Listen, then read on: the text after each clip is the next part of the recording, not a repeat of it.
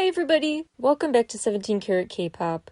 Today's special interview is with Max Cho. He runs a company, Cho & Co., Cho & Company. He is a producer and a manager to the stars. He worked on Jimin's new song, Semi-Free Part 2, CL's album Alpha. Lots of interesting stories about his company and his work with K-pop stars. So I hope you enjoyed today's episode. I do apologize for the glitch at one point. Towards the end, when I ask him if there's anyone else he's worked with he wants to talk about, he says CL. So if that part is kind of cut or hard to understand, he's talking about CL and her vision. So my apologies for that, and enjoy the interview. If you could introduce yourself to my listeners and kind of summarize what you do and how you got to this point in your career and kind of how you got to where you are. I guess there's not really a long story short to this, so I'll give you a bit of the chapters. I, first and foremost, am Max Cho, and I run a management company.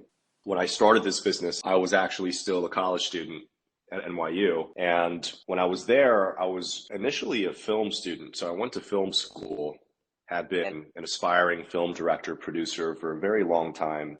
When I got to New York, I happened to get there in a pretty revolutionary time for music, where SoundCloud was really taking precedent as a huge means of consuming and streaming music and discovering new music. And the excitement around discovery was supercharged. And this was around 2015. So I followed the feeling, and I also had the benefit of living right across the street from a pretty famed New York City venue called Webster Hall. So it was pretty unavoidable for me to go to concerts. I had pretty much spent most of my days watching artists perform and, sneaking into shows and doing all the fun stuff when you're in that chapter of your life. And what really thrust me into management was a variety of things. One was spending a lot of time with a lot of aspiring producers and musicians who were making music in their dorm rooms. I often say that when I was a freshman, I had unprecedented access to an incredible multi-million-dollar recording facility in my film school that was supposed to be used for making films, but I sort of repurposed to host artists and help artists find their voice, help producers produce songs, help songwriters. What then later happened was I secured an internship back in Los Angeles at a media company where I earned my first mentor, a man by the name of Charles King, who is notorious as a former partner of William Morris Endeavor, which is one of the biggest booking agencies in the world. And I told him that I was starting to look into management, started doing some research on what management was, looking into people like the Scooter Brauns of the world, and so that I can actually walk into a room and call myself something. It was a process of discovering exactly what role I played for a really long time, because I just saw myself as someone who was having fun and getting people to shake hands and getting people to make music together. And ultimately, I went down the manager rabbit hole, and Charles told me that, every business, if you want to be a manager, starts with one client. And if you feel like you want to do it, you should just give it a shot. I took his advice and I ran with it. And to this day, my first client, Nick Lee, who I've known for a many number of years, growing up in Los Angeles together, we reconnected in New York. At the time, he was dropping out of Juilliard and needed help with his career. So I stepped up to the plate. We shook on it. And ever since has been a wild and furious ride to, heights that we thought that we could never achieve. From number one records on the Billboard Top 10 to number one songs on top 40 pop radio to all these things that I truly believe that we both manifested. We sat down, made decisions in a million different permutations. It still only feels like the beginning. And I've since grown the management roster, am actively building my team on the back end. I believe a management company is only as good as, for one, the artists you keep, but also the managers that you keep. I'm very much in this leadership phase of my life, raising up a competent set of next generation managers. And, what keeps us in this is not to do the deals and to get a win. I believe that as managers, you have to be principled in the idea of win-wins. And it's not about getting one thing up over the other person, getting 1 point on the board over the other person. It's about, can we create an environment where our creative clients can collaborate and have fun doing it and know that at the end of the day, their business will be taken care of with grace. And what supercharges the foundation of my business is an investment in stories. When I look at clients and I talk to people who want to be managed by me, or I go and find clients that I'd like to manage, I often tell them that this is about partnering with someone who knows how to tell your story correctly and someone who respects your story without, taking your seat at the table. That is really the philosophy that underlies the idea of the diamond on the ring. That is ultimately the foundation of the business, and the philosophy behind the management business is that as a manager, you have to know what seat at the table that you have. The client is the diamond, and that story that the client holds and shares is the diamond itself. And as a manager, you play the supporting role, but that supporting role is incredibly important because it's the foundation on which the story sits. That's the explanation behind the diamond on the ring concept. Yeah, I love that because it's such a great way to summarize the value in the team effort. Each part is essential. I just can't help but think about how much it sounds like the kind of mission you would have as a filmmaker still. So I'm wondering, like, do you ever, regret's not the right word, but do you ever kind of like wish you went back to movie making as your focus, or do you feel like the deeper reasons you were drawn to cinema was you're kind of like fulfilling those same big goals just in the management context? You know what I mean? Absolutely. I think you put it the right way, Hope. It's actually really quite eloquently stated. The idea that whatever role in whatever chapter of your life that you are appointed for, or that you sign up for, as long as you understand the through line that runs through all of those different roles that you might keep in various chapters of your life, you still feel grounded and you still feel a very, very, very confident sense of I'm exactly where I'm supposed to be.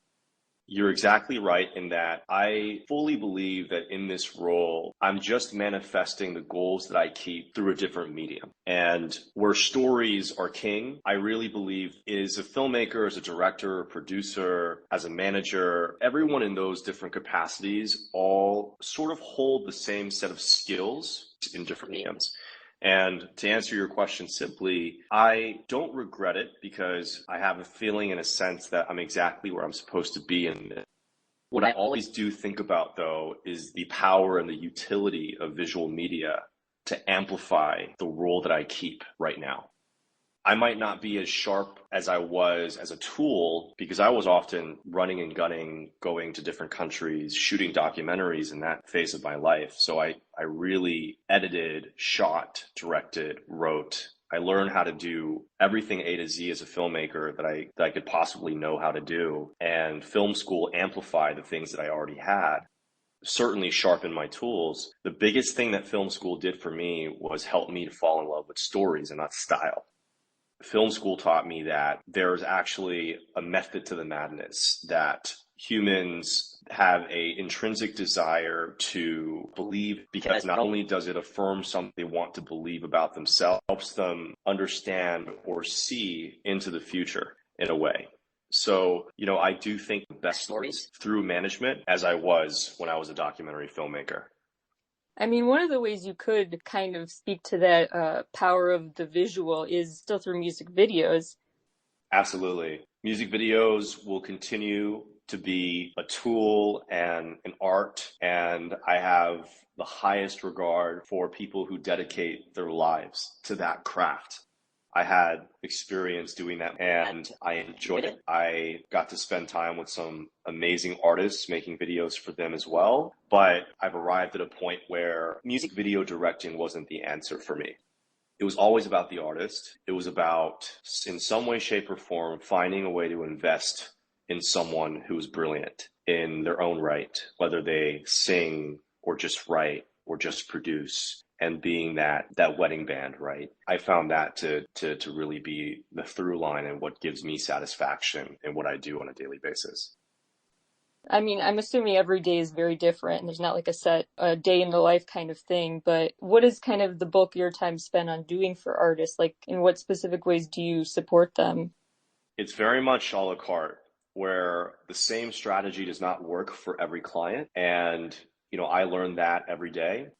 Clients who communicate differently, to clients who believe what they believe about themselves, Everyone is very different in their needs. But if we were to boil this down to a common set of things that a manager really does on the day to day, every song that you've listened to, Hope, has a number of deals and transactions and hands being shook to get that song out into the world.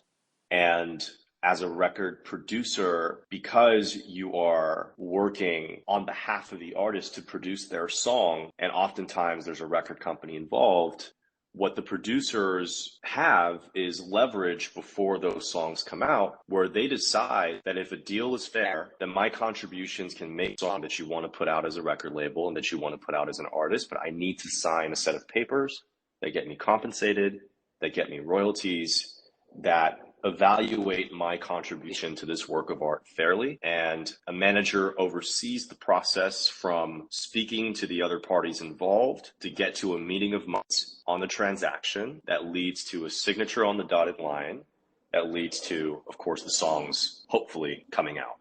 For record producers, that is a lot of the work. That's the stuff that you'll read in music business books. If a manager can't do a song deal or a producer agreement, then they got a lot to learn. That is a lot of the deal flow. And from a macro point of view, we're going back to sort of telling the story. Managers operate very much in a B2B capacity. And managers are communicating and often evangelizing for their clients to other managers, earning trust and belief in your client through conversations. That often manifests itself in the form of a phone call or millions of emails or meetings. A manager does that work, spends their time in the studio where they're most inspired, collaborating with people, making things that are inspiring. And that balance is often something that, as a creative person, if I'm speaking to you as a person who wants to be creative for their life, you still need a business model that serves your needs. Without it, you're going to be jumping from one creative idea to the next. You need a structure, ideally in the form of a person, to help you with that. It is very difficult to do all this alone. Yeah, there's so much to that whole process you just laid out that I think people don't ever really stop to realize. A million steps go into something before it comes out. Even if the song's done, it's actually not done. There's still so much to do. Yes. Switching gears a little bit, I'm curious what your role was in a few specific artists' work or what your contribution was, anything interesting you have to say about certain artists you've worked with. And since this show is called 17 Carat K-Pop, I first have to ask about 17 and anything you've worked on with them. Of course. We were lucky enough to enter 17's world through Pumju, who is a significant brain in the creative process. I mean, an incredibly sophisticated and talented record producer and songwriter. We met Pumju through our publisher at the time. Our publishers, oftentimes with record producers are in deals with publishers who are a part of the team. They're the additional evangelists, right? Where a manager has the publisher to also help tell the client's story. And somewhere in that process, we were able to connect the dots between Pledis and Nick, and we just got to scheduling sessions and making time for whenever Pumju comes to LA, we always make time to host and spend time with him in the studio and make new things. He was just here not so long ago, and we were lucky enough to catch him again, spend some quality time together. Nick and Pumju worked again here in LA, actually just about a couple weeks ago. They're Korean record producers who like to make it out to LA so that they can be on the grounds here to meet their friends and make more inspiring things. And Pumju came, and anytime he's here, we work and have fun. Ash, a record it was actually during COVID because it was a Zoom session. There was just physically no other way to work. We got to work, and I believe two of the boys were on that Zoom call as well. So they were pretty hands-on in this, or at least in the creative side. It seems to be case by case. I wish I could tell you I was the expert, but they're particularly talented because I know for a fact that at least two of the boys were in the mix, ideating, which is always exciting when the artist is involved. That's a thrill to record producers to be working with the artist themselves. Yeah. And I'm curious, actually, the day we're recording this, what just came out was Jimin's new album, and I know you worked on one of the songs for that. So how did that happen? Korea last year in October for about 2 weeks, I want to say. We were there, spent a lot of time working on a bunch of records. First and foremost, we were there based on a commitment to produce the new TNX EP, which also came out a couple weeks ago. We had 4 or 5 songs on the EP. We were there working furiously on those songs. Prior to getting there, we had the privilege of getting connected to P-Dog through a network of mutual friends. When we got to Korea, we actually extended our trip because we felt that there were more opportunities to take advantage of. We were basically in the studio every waking hour for the duration of the trip until we decided to extend it and spend some more time with friends and others in the industry. Lo and behold, I think it was on maybe the third to last day before we left, I finally got a hold of P-Dog's team, and they had a couple hours in the studio that they had time to host, and we raced over there in traffic to the High building and spent a couple hours making that record. And from my perspective, a great experience for everyone involved. P-Dog and Nick had been meaning to work together, and we just, right in the nick of time, made that happen. I'm sure you've seen the pictures flying around, but we were also lucky that Jimin was involved, and it was awesome. It was amazing. And you know what really, really wows you every time with these guys? It's the humility. This was the day before Jimin fly out to Busan. They had a huge concert there. And Right. The before we World Expo left, thing. Yeah. yeah, exactly. And mind you, this is late. This is late. They seem to work quite late, but this was really late at night. We were out of the studio at like 12 a.m. Before we left, we made sure to tell Jimin that congratulations on this huge performance that he has coming tomorrow. And, he graciously holds your hand and he tells you, thank you so much, right? And he bows with sincerity. These are the traits in an artist that you cherish. I mean, it's just a wonderful experience when you encounter an artist like that.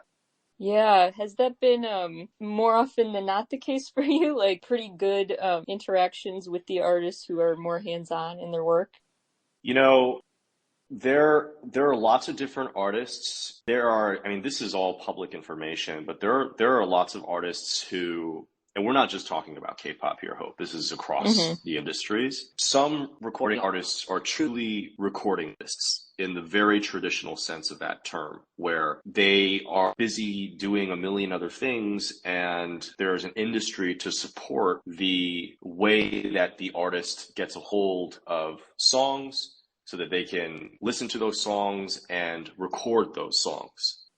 And then in that process, they bestow their own creative contribution on that song and make it their own. Even if a song was made by a record producer and a songwriter and it was presented to an artist, that artist is the artist because they're one in a million and only they can do what they can do. And that's what people wait to hear, is what they do. The artist is the reason that a record producer can even be in business. Let's not get confused about the sort of hierarchies here, because we all serve the artist at the end of the day.